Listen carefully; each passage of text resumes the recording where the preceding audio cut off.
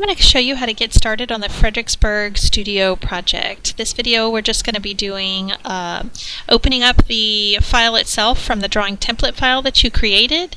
We're going to be XREFing in the kind of grid lines showing you where you should place each view, and then I'll set the annotation scale, and that's all we'll be doing in this particular video. It's just setting up the drawing so you can get started. So the first thing that we're going to do is open up a drawing with that new drawing template file that you created in Unit 3. I'm going to click on the new icon up here,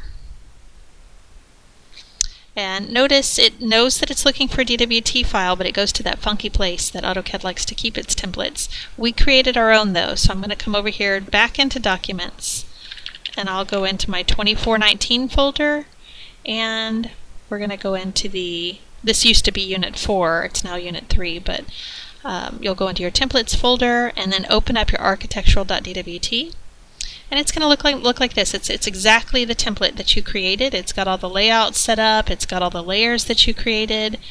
The only difference here is that when you were working on it as a DWT file, you saw DWT up here. We would do File Open to work on that one. Since we created a new drawing based on that template file, it's not a DWT anymore, it's a DWG. So we're creating a DWG, a fresh drawing, based on that template that you created.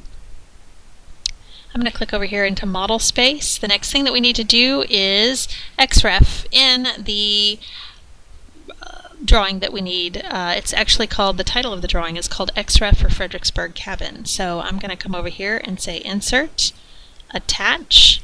Make sure that it's not looking for all image files. So you'll make sure that this is looking for DWG files.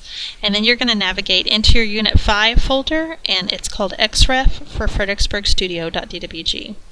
So I'll say OK to this, and I'm actually, in your drawing it might have this checked where you specify on screen. It's fine if you do, but if you uncheck that, it'll just come in at 000 right at the origin, which is perfectly fine. So I'm going to say OK to that. It doesn't really look like much happened, but if you zoom out or double click your wheelie ball to do a zoom extents, you can see what that XREF is. What's nice about this XREF is it kind of guides us. So our floor plan is going to go here, south elevation, north, west, east, and then the foundation details over here.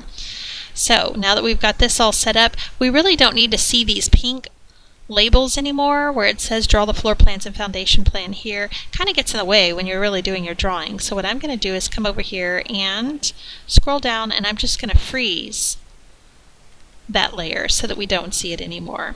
Let's open up layer properties, and I didn't get the message. I got it a second ago when I was doing this before the video, where it popped up and said unreconciled layers. So if you get that notification that you've got unreconciled layers, which you should because you just did an XREF, just be sure to go in there and reconcile those layers like we did in the project little exercise in Unit 1. Alright, so we're almost done here. I've opened it, used the template, I have XREF'd these files in. The last thing that I need to do is set my annotation scale. For the most part, we're going to be doing 1/4 inch equals a foot. That's a really common architectural scale, and we are going to just about all of them except for our elevations and then the foundation details. Everything else is going to be 1/4 inch equals a foot, so we'll go ahead and set that up right now. And that's it. We're done setting up the drawing. You're ready to get started.